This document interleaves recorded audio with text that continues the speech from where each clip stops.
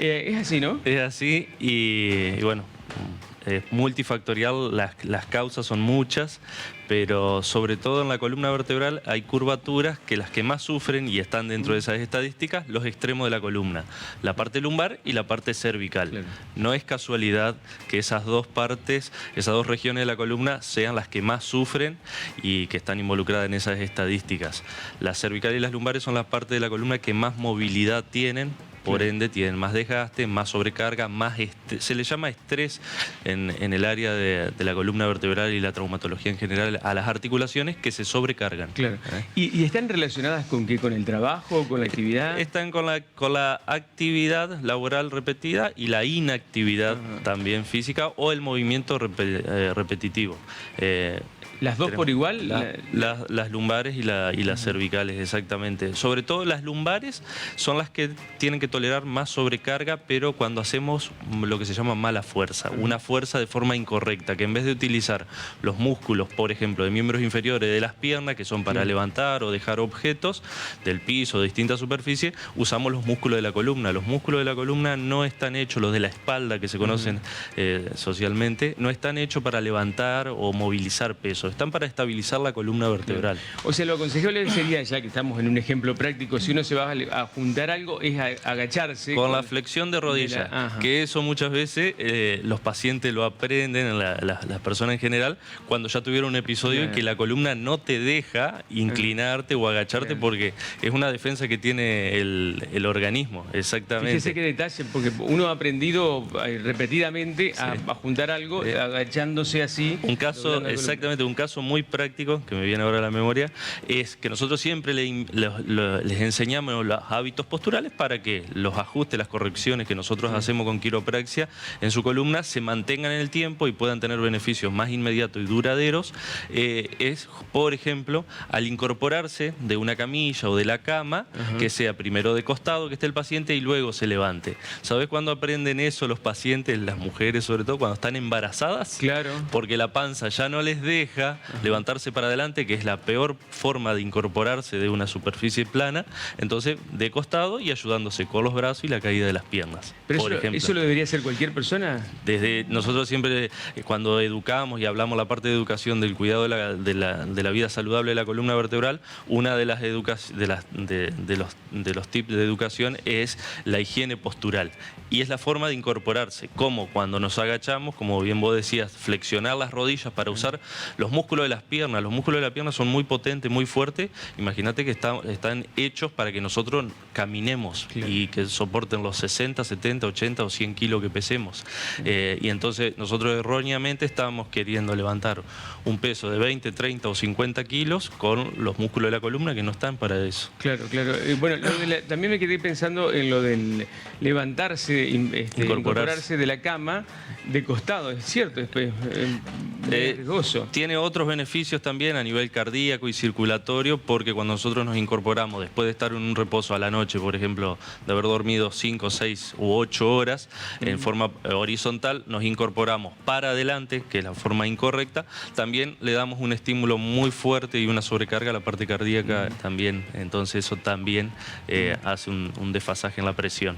Ahí estamos viendo un gráfico que mostraba las distintas alteraciones de la columna vertebral, que es muy interesante conocerlas. Ahí está, ¿no? Exactamente. Tenemos los parámetros normales y las alteraciones es cuando las curvaturas o aumentaron de lo fisiológico, lo normal, o disminuyeron.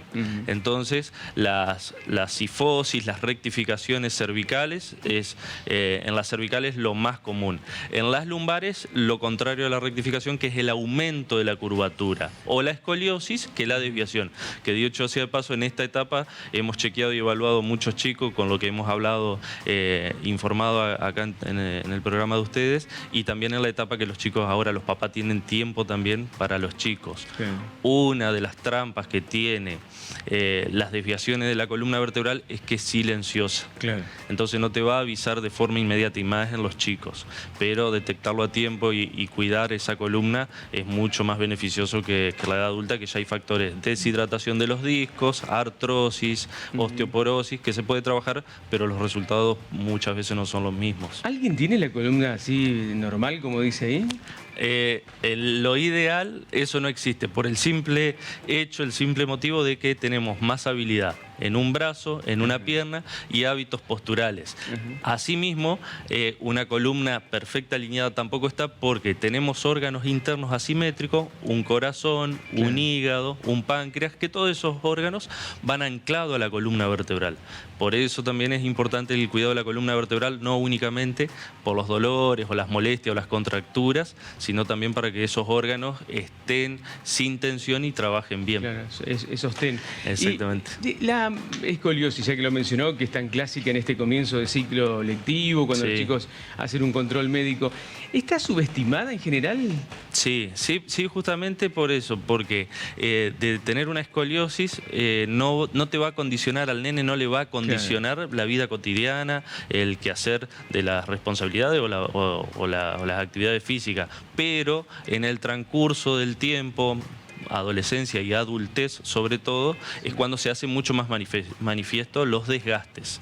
Tengamos en cuenta que la columna vertebral tiene muchos componentes. El más sensible, el que más trabaja, el más delicado, es el disco intervertebral, que muchas veces nosotros trabajamos sobre el disco intervertebral, que es el amortiguador. Cuando una columna está muy desalineada, trabaja de forma muy despareja. Claro. Entonces se gasta y ahí es donde empiezan a conocerse, el paciente empieza a saber que existe una protrusión, una hernia discal, y pasó muchísimo tiempo. Lo ideal es no llegar a eso, digamos. Totalmente. La cifosis se ve más ahora con el tema de las computadoras, los celulares. Exactamente, o el cuello de texto, lo que vos decís, hace un tiempo se le puso un nombre patológico, que es cuello de texto, que es la rectificación que la curvatura de las cervicales se borró. Y eso involucra un montón de síntomas, dolor de cabeza, mareos, zumbidos, que muchas veces van al oculista, al oftalmólogo, a distintas otras profesiones, y por suerte está todo bien, la parte de esos órganos, pero la afección es de la columna vertebral, que no deja que llegue la irrigación correcta al cerebro, y son los avisos que da el cuerpo. Claro. Antes eso se les ponía como una especie de... Existe una espaldera, un corrector postural, pero eso es un tema un poco delicado a la dinámica del uso. Se usa en momentos puntuales para personas específicas, no es para todo el mundo. Bien. Lo mismo que las plantillas y eso, hay que hacer una evaluación postural y también de la actividad que realice en la jornada, porque a veces en vez de ayudar, complican porque inhiben nuestra espaldera, como nosotros decimos, que es uno de los músculos más importantes, el dorsal ancho, el ejercicio del remo que hacemos en el gimnasio.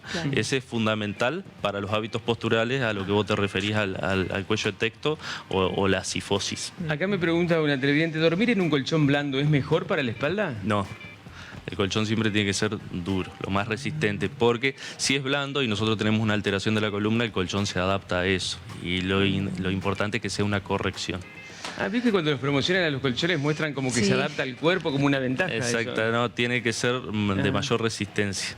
Y la almohada lo mismo, ¿no? Lo mismo que la almohada. La almohada anatómica es un nombre comercial. Nosotros tres tenemos distinta longitud de cuello, de hombro, de flexibilidad, de laxitud. Entonces, una almohada anatómica para vos puede servir, para mí más o menos, y para Cristian no.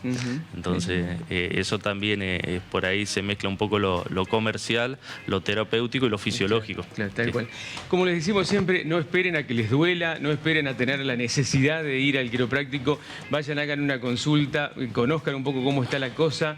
Y después, esta es una buena época, porque es como para hacer un service completo. Un alineado y balanceo, digo yo, para comenzar el viaje del año. Claro, tal cual. Y van a estar mucho más tranquilos. Gracias, Esteban, como siempre. Por favor. El licenciado Esteban Paván, quiropráctico, está en